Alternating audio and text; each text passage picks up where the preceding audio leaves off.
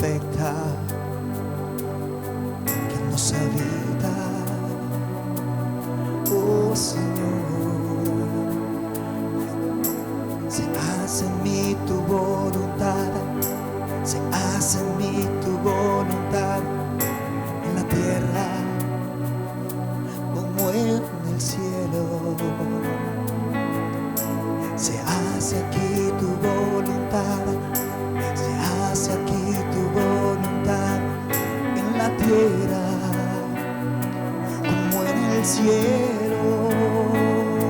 Y toda rodilla, y toda rodilla, y toda lengua te confesará que tú eres Rey, que tú eres Dios. Y toda lengua, toda rodilla se doblará, y todos te confesarán, te adorarán, te alabarán a ti, Señor. Y es tu poder que vive en mí, vivo en tu reino. Que se haga en mí tu voluntad, como en el cielo. Tu voluntad en mí y en ti, tu voluntad, Señor.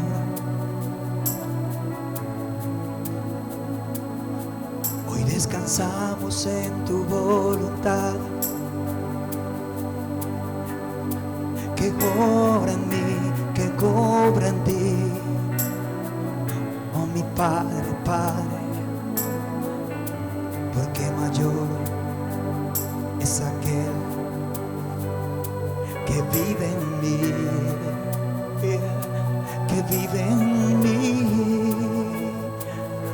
porque mayor es aquel, oh Señor, que vive en mí, que vive en ti, que nos habita, porque el Rey, porque el Padre,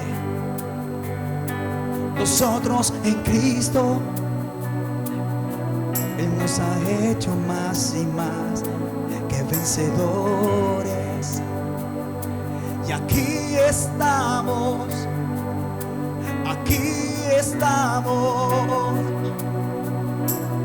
Oh Señor, aquí, aquí, aquí estamos. Tu iglesia, tu esposa, tú el esposo, el cuerpo, tú la cabeza, el novio y la novia.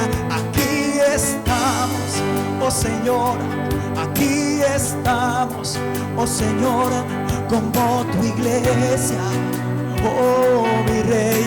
Y es tu poder, y es tu poder en mí, es tu poder que vive en mí, vivo en tu reino. Que se haga en mí tu voluntad, como en el cielo.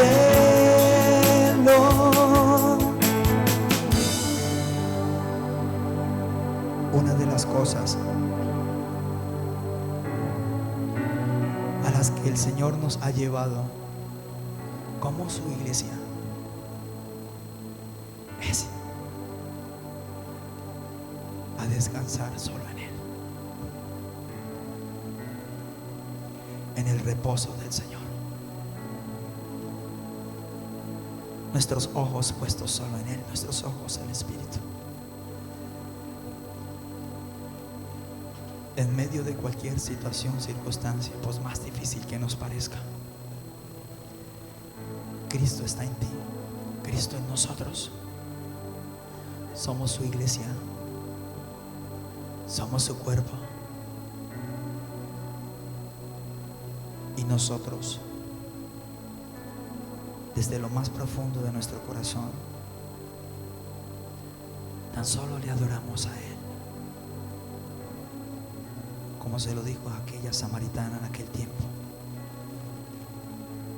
Porque esos tales adoradores que Él busca, y que estoy convencido que estamos aquí, en espíritu y en verdad le adoran, porque Él es espíritu.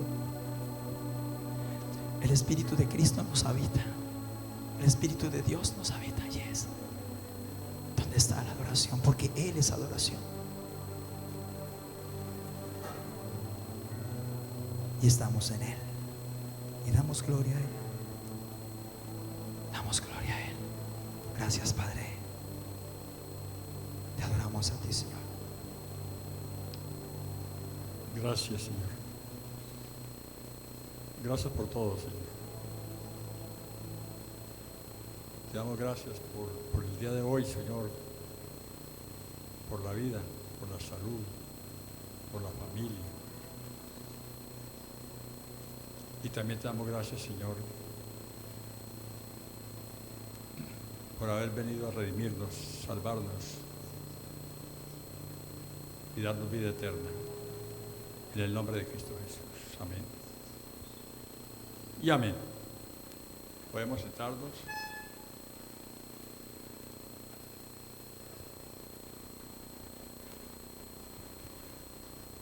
Bueno, vamos a disfrutar este manjar que el Señor preparó para esta noche. El tema se llama unidad en el espíritu, porque ese es el lema del mes. Unidad en el espíritu. Pero el Señor nos había dado un énfasis para el año que está en 2 Corintios 13:8, que dice: porque nada podemos contra la verdad sino por la verdad. Es decir, porque nada podemos contra la cabeza, porque Cristo es nuestra cabeza y Cristo es la verdad. Nada podemos contra la cabeza sino por la cabeza. Hay que hacer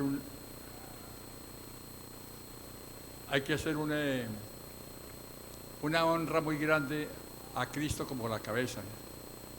Y yo me he propuesto que en este mes y bueno, el resto del año, el resto de mi vida, honrar la cabeza. Porque si no honramos la cabeza, no hay gobierno. Es decir, hablamos de Cristo, pero necesitamos a Cristo como cabeza, que gobierne nuestra vida y que nosotros, si Él gobierna en nuestra vida y se nos puede revelar esto, tenemos que obedecer lo que Él dice en las Escrituras, en la palabra. El énfasis del mes de abril es unidad en el espíritu. De este mes, el énfasis del año es porque nada podemos contra la verdad sino por la verdad. El énfasis del mes de abril es unidad en el espíritu. Y vamos a caminar por las Escrituras en Efesios 4, del 1 al 6, para los que están tomando nota. Dice Pablo: yo pues, preso en el Señor, os ruego que andéis como es digno de vocación con que fuisteis llamados,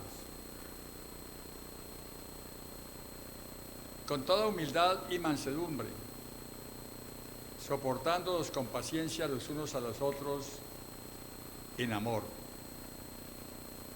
Qué difícil, ¿no? Con toda humildad y soportarnos con paciencia los unos a los otros. Qué difícil, pero con Él es fácil, porque es Él el que lo hace por nosotros. El versículo 3 dice: solícitos en guardar la unidad del Espíritu, que es el lema, unidad del Espíritu. Y es la predicación de esta noche, sí se llama unidad del Espíritu. Solícitos en guardar la unidad del Espíritu en el vínculo de la paz.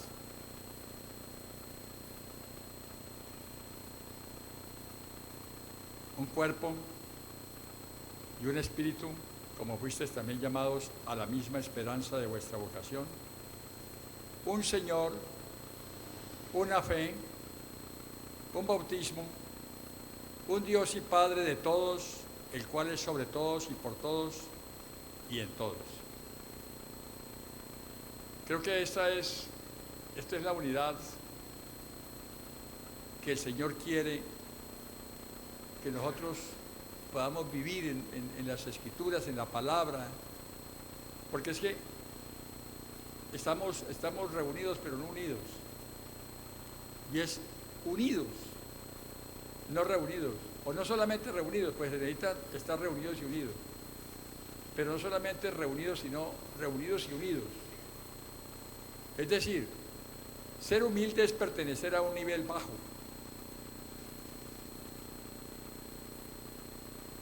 Ser humilde es pertenecer a un nivel bajo, y ser manso significa no pelear por uno mismo, sino dejar que Él pelee por nosotros, porque Él lo hace.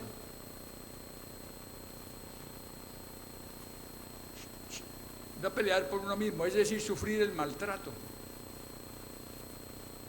Y esto es imposible esto es imposible en nuestra humanidad natural. Es casi que imposible si no estamos gobernados por la cabeza. Pero se encuentra en la humanidad de Jesús. Debemos mantener estas virtudes si queremos guardar la unidad del Espíritu. La unidad del Espíritu es el Espíritu mismo. Es guardar el Espíritu vivificante. Si hacemos algo fuera del Espíritu, causamos división y perdemos la unidad. Si permanecemos en el Espíritu vivificante, guardamos la unidad del Espíritu. Y vamos a trabajar esta palabra unidad ahora, y más adelante también vamos a hacerlo más explícito. Hoy apenas es una introducción. Porque si hacemos algo fuera del Espíritu, entonces causamos división y perdemos la unidad.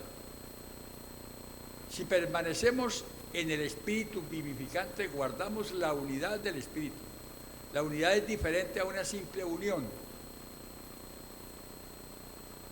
La simple unión es cuando muchas personas se juntan. Aquí estamos en una simple unión. Pero lo que queremos es decir, lo que queremos que se nos revele es la unidad.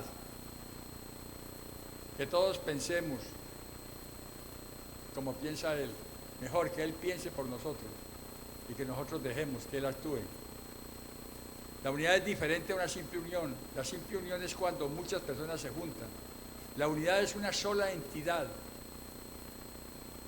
El Espíritu que está dentro de los creyentes hace que todos sean ellos uno. Esta unidad es una sola persona, Cristo, como nuestra cabeza. Esa es la unidad, Cristo. Si nosotros todos estamos en Cristo, todos, vamos a estar todos unidos. No solamente reunidos, sino unidos en Cristo. Es como la electricidad que corre por muchas lámparas, haciendo que todas ellas brillen como una sola. Las lámparas están separadas, pero en la corriente eléctrica ellas son una.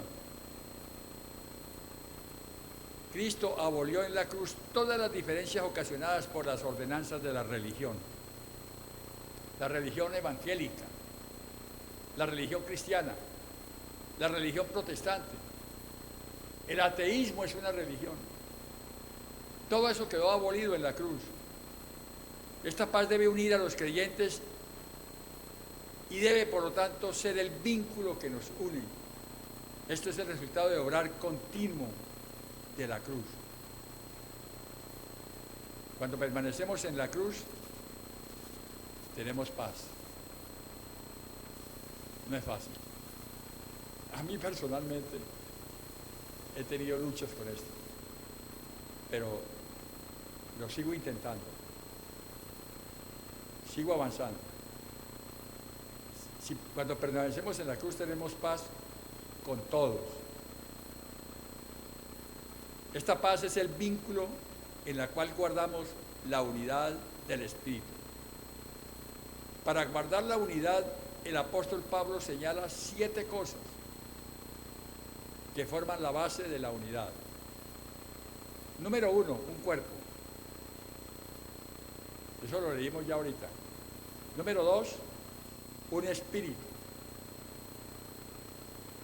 Número 3, una esperanza. Número 4, un Señor. Número 5, una fe. Número 6, un bautismo. Y número 7, un Dios. Estas siete formas forman 3 grupos. Primer grupo, el grupo del Espíritu. El primer grupo es el grupo del Espíritu. O sea, primero un cuerpo, segundo un espíritu y tercero una esperanza. Ese es el primer grupo, en el orden de las 7 que nombramos ahorita.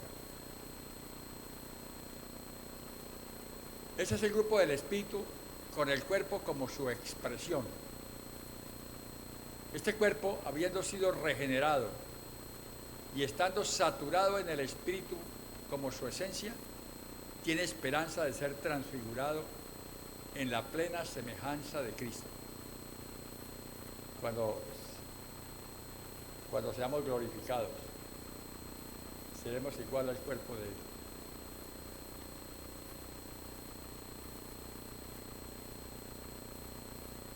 El segundo grupo es el grupo del Señor. El primer grupo es el grupo del Espíritu. Este segundo grupo es el grupo del Señor. Y los 3 siguientes son: el número 4, que es un Señor; el número 5, una fe; y el número 6, un bautismo. ¿Para qué? Para unirnos a Él. Un Señor, una fe, un bautismo para que podamos unirnos a Él. Y el tercer grupo es uno solo, que es el grupo de un solo Dios y Padre. Ese es el tercer grupo. Un solo Dios y Padre, quien es el autor y el origen de todo. El Espíritu como el ejecutor del cuerpo. El Hijo como el creador del cuerpo. Y Dios es el Padre como el origen del cuerpo. Repito, para los que toman nota. El Espíritu como el ejecutor del cuerpo. El Hijo como el creador del cuerpo. Y Dios es el Padre como el origen del cuerpo.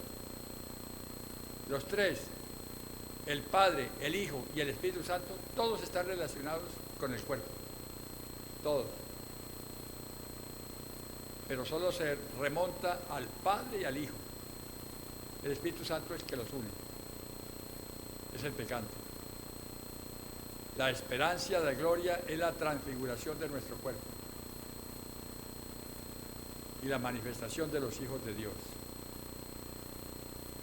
Es cuando seamos resucitados en cuerpo glorioso, igual, con el mismo Espíritu que levantó a Cristo. Eso va a suceder.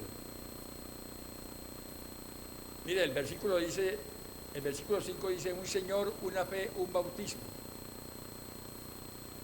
El versículo no dice un hijo, sino un Señor.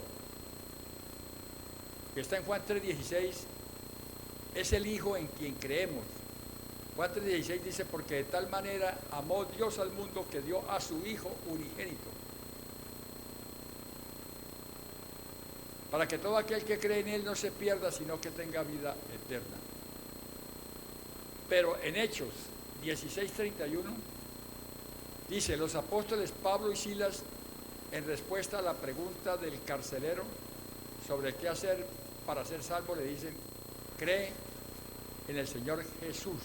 Aquí hablan del Señor. Anteriormente habla del Hijo. Cree en el Señor Jesús y serás salvo tú y tu casa.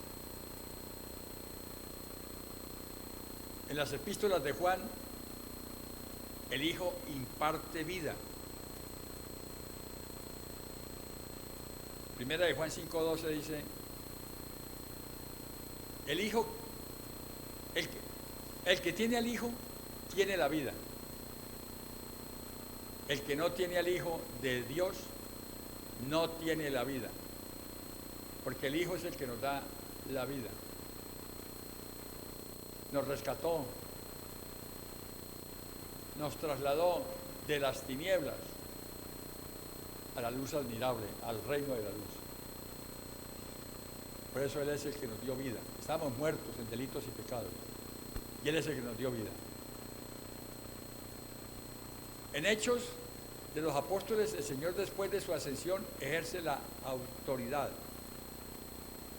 Hechos 2:36 dice, sepa pues ciertísimamente, toda la casa de Israel, y a este Jesús, a quien vosotros crucificasteis, Dios le ha hecho Señor y Cristo. Señor y Cristo. Este es un asunto que está relacionado con su función como cabeza. Sabemos que la cabeza es la que gobierna el cuerpo. Cuando la cabeza no gobierna el cuerpo se vuelve perseguidor de los hermanos. Pablo pensaba que matando y persiguiendo a los cristianos en esa época, pensaba que le está haciendo un favor a Dios.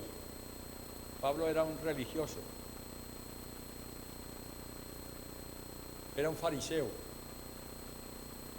y por eso él pensaba que perseguir, y eso es lo que pasa, porque Pablo no estaba gobernado por la cabeza. Pablo comenzó a ser gobernado por la cabeza cuando el Señor lo tomó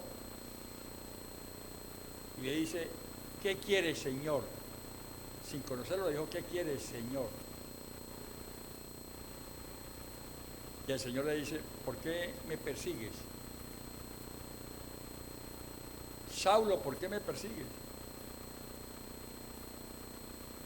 Yo no te persigo. Si tú persigues a un miembro del cuerpo, me estás persiguiendo a mí, que soy la cabeza. Tremendo eso. Entonces, cuando la cabeza no se nos revela, entonces, ¿qué pasa? Que el cuerpo persigue la cabeza.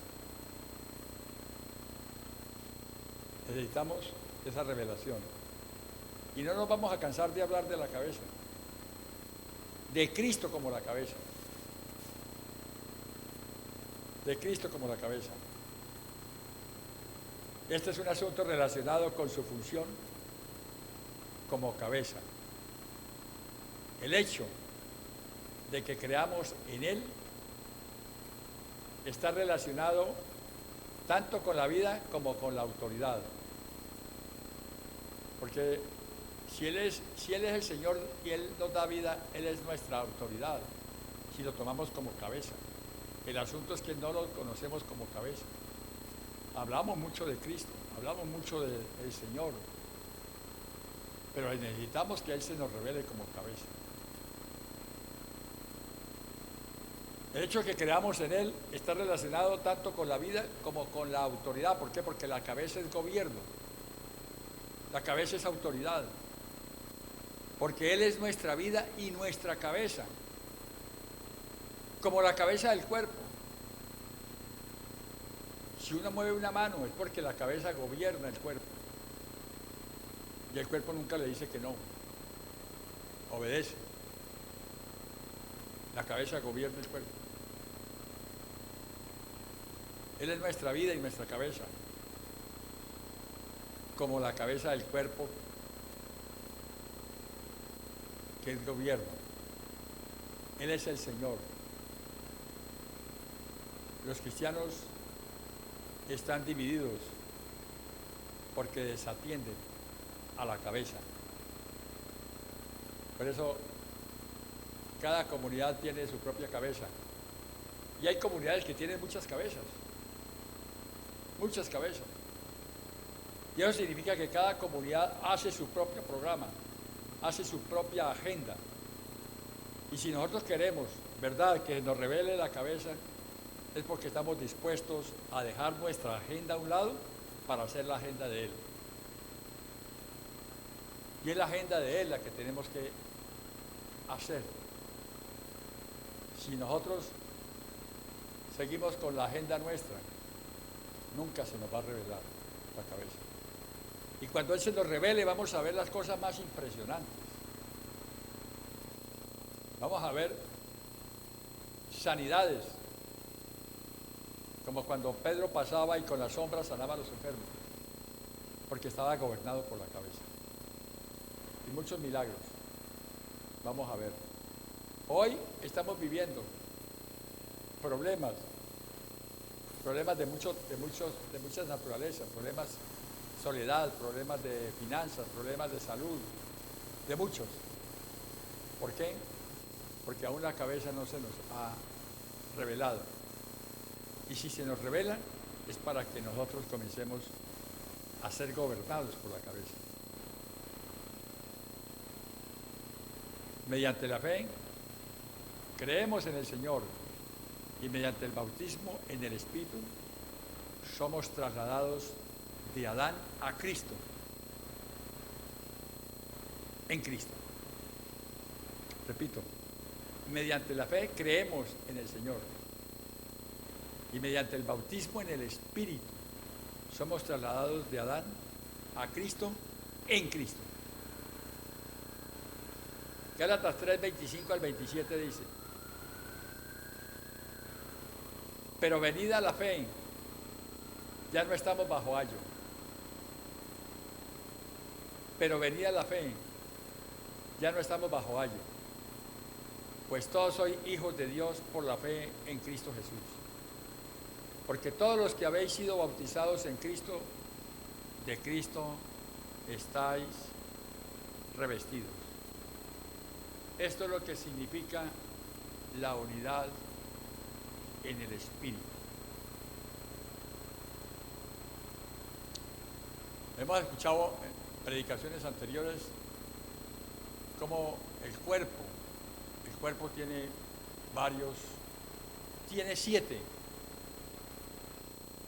siete sentidos, digámoslo así, como llevándolo al cuerpo natural, que es el oído, los ojos, la nariz, la garganta, el tacto, los pies, ¿sí? Y todo esto debe estar coordinado perfectamente por la cabeza, porque esos son los sentidos espirituales, los que perdió Adán. Cuando Adán cayó, se perdieron todos los sentidos espirituales, quedó únicamente con los sentidos naturales. Los sentidos naturales se perdieron. Perdón, los sentidos espirituales se perdieron. Adán quedó desconectado de Dios, totalmente desconectado. Es como cuando le cortan a uno el celular, quedó totalmente desconectado del Señor.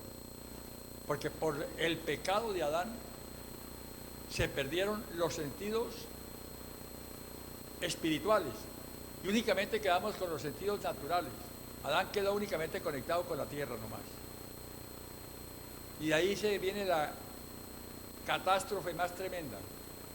Digamos, el tsunami más grande que ha existido en la humanidad ha sido la caída de Adán.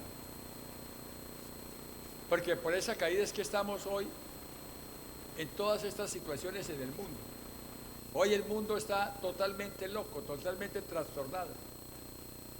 Y la gente busca soluciones. Y la gente está buscando soluciones, la gente no haya qué hacer.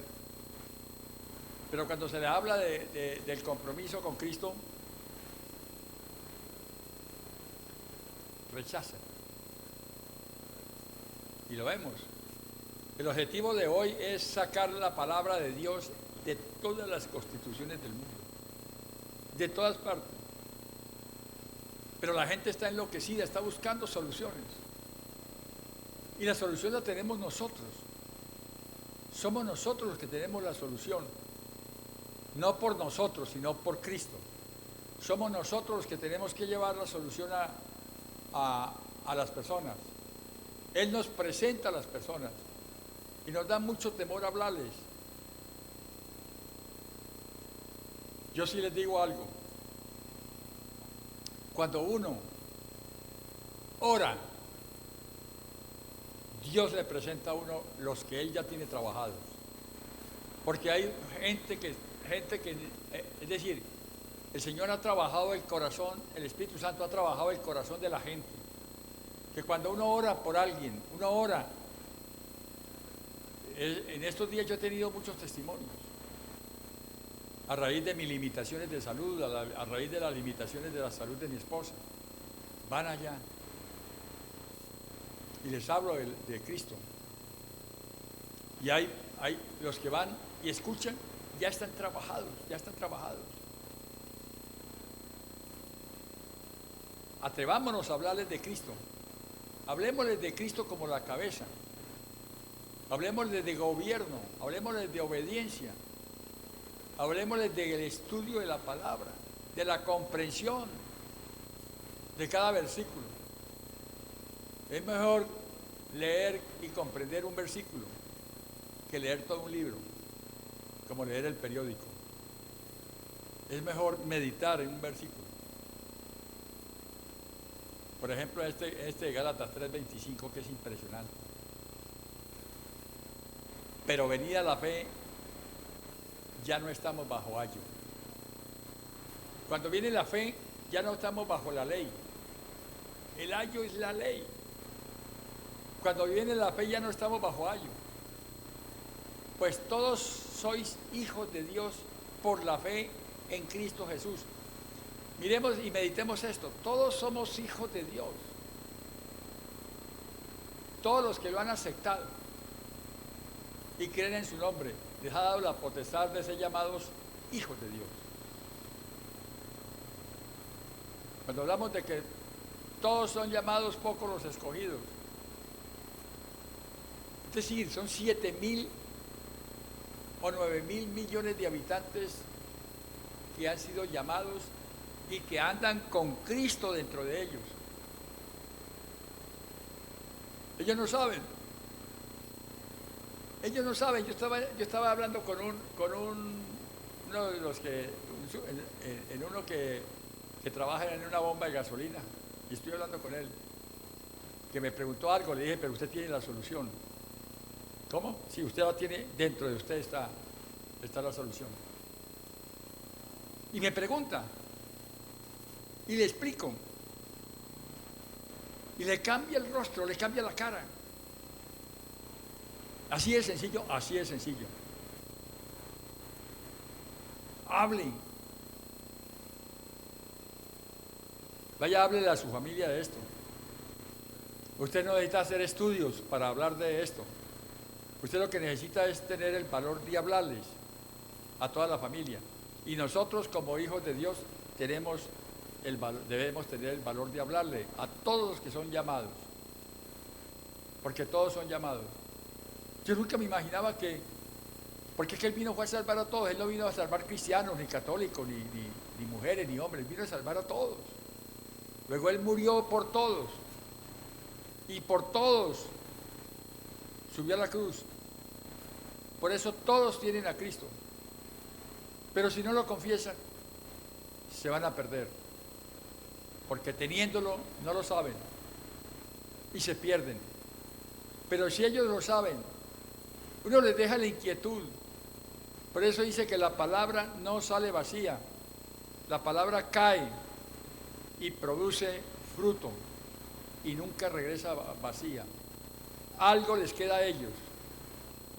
Y cuando tengan la oportunidad, en un semáforo, por donde ustedes caminen,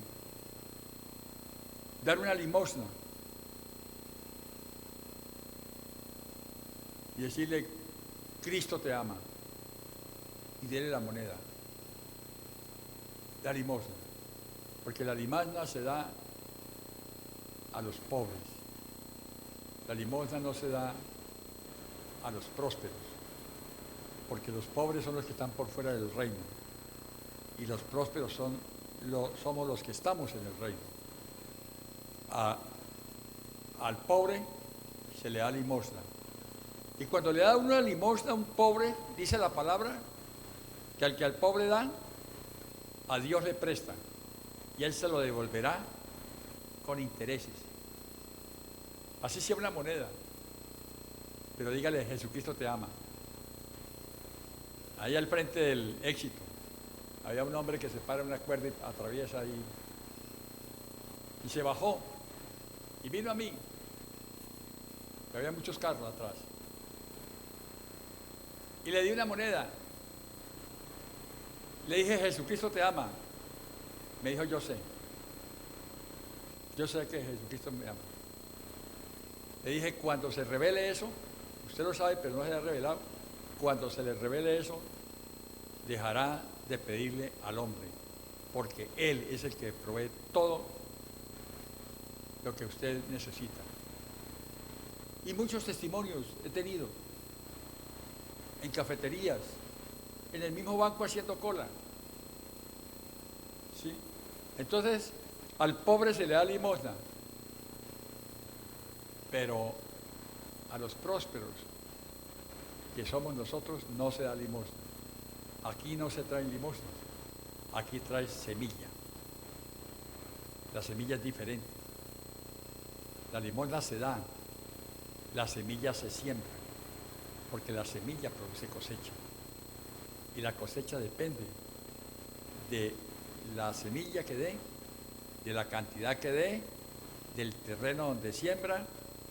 Todo eso son leyes de la siembra y cosecha. Eso es tener a Cristo como cabeza. Es saber que nosotros tenemos que sembrar. Sembrar, porque si no se siembra, no se va a cosechar nada. Yo recuerdo la primera vez que fui a la granja de Polochi. Eso era un rastrojo. La granja de Polochi era un rastrojo. Y hoy voy y encuentro una granja productiva. Pero esa granja productiva no resultó sino porque ellos sembraron. Y por el sembrar hoy tienen una granja muy productiva,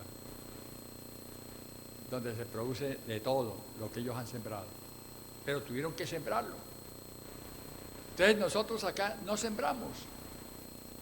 No estamos sembrando. Y hay que sembrar. Hay que sembrar para poder recibir cosecha. Recuerden, la limosna se da, la semilla se siembra.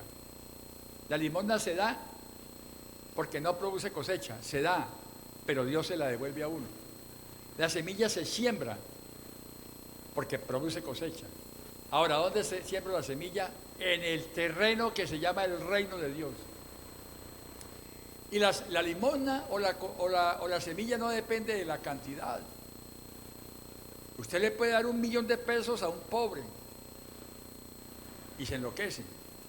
Eso es una limosna. Pero usted puede dar 5.000, 10.000 pesos a un hijo de Dios y eso le produce cosecha, porque es sembrado en buen terreno. Depende del terreno donde sembramos. Entonces ya nos salimos del diezmo. Ya hay límite, se rompió. Ya ascendemos, ya el diezmo ya... No, hay que dar, hay que sembrar. Y se siembra en los terrenos. Y hay que dejar una parte para dar limosna, pero el resto para sembrar en el reino. Si nosotros logramos entender esto de la unidad del Espíritu, el gobierno de Cristo estará sobre nuestras vidas, y sobre nuestras vidas vendrán muchas bendiciones que ya están dadas. Cuando digo vendrán, no es que Dios las fabrica hoy, es que Él las fabricó desde antes de la fundación del mundo para nosotros. ¿Por qué? Porque somos hechura suya, creados en Cristo Jesús para buenas obras, las cuales Él preparó de antemano, desde antes de la fundación del mundo, para que nosotros caminemos en ellas. Significa de que eso que nosotros disfrutamos fue creado desde antes de la fundación del mundo. Él no fabrica las cosas hoy, Él las tiene fabricadas, pero necesitamos actuar para poderlas ver de realidad acá en la tierra. Amén. Vamos a orar.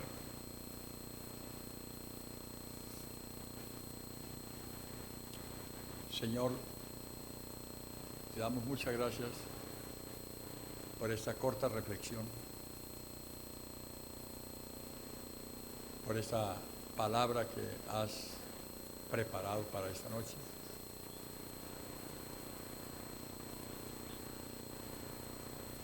Y gracias por todos, por los que están acá, y gracias por los que no pudieron venir, por cualquier circunstancia. Tú conoces el corazón, tú conoces todo, y tú sabes, Señor, porque tú ya nos has llamado, escogido y nos has elegido. Porque tú eres el alfa y la omega. Tú eres el principio y el fin. Antes de ti no hay nada, por eso eres el principio. Tú eres el creador absolutamente de todo. Tú eres el alfa y tú eres la omega, tú eres el fin. Porque en la cruz, Señor, se consumó el fin. Porque después de la cruz no hay nada nuevo. Todo está cumplido, todo está hecho. No hay nada nuevo bajo el sol. Todo absoluto está cumplido. Cuando tú dijiste, consumado es, e inclinaste la cabeza en señal de humildad, diciendo, Padre, he cumplido. Y es un ejemplo para que nosotros caminemos con la cabeza inclinada y recibiendo ese consumado es. Ya todo, Señor. Y ahí en adelante no hay ninguna revelación nueva. Están tapadas. El evangelio oculto está ahí, pero tú no las estás revelando, Señor. Pero no hay nada nuevo, no hay nuevas revelaciones, ya está todo. Y nosotros debemos caminar y buscar que el Espíritu Santo nos revele todos esos misterios escondidos, todos esos misterios ocultos, para que nosotros podamos disfrutar de lo consumado es, de todo lo que ya está hecho, Señor. En el nombre de Cristo Jesús. Amén y amén.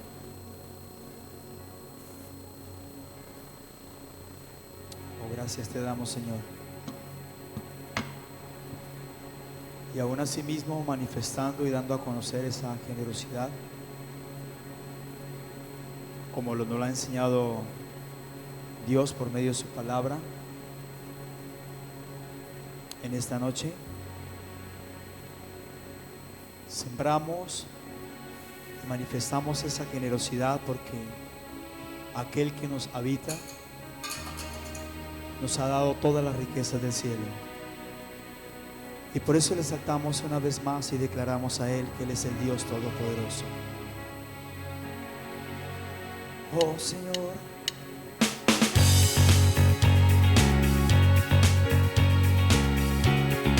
Él es el único digno de toda alabanza, que todo está en Él, en Cristo. Oh sí, Señor,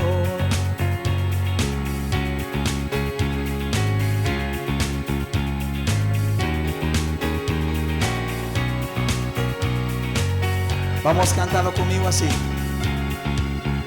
El Dios que hizo los cielos y la tierra, es su palabra y reinas con autoridad. Esas palmas. El Dios que aún los vientos le obedecen, una palabra es suficiente para los muertos levantar. Dilo. Nadie es como Él, oh gran yo soy. Tú eres el Dios que adoramos, todopoderoso, soberano, grande misericordia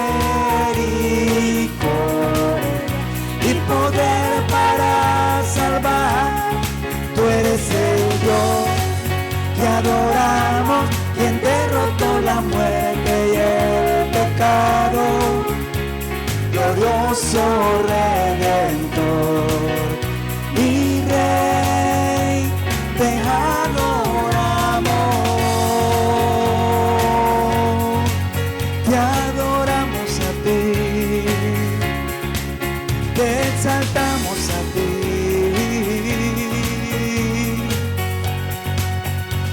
Te adoramos. Bendiciones para todos.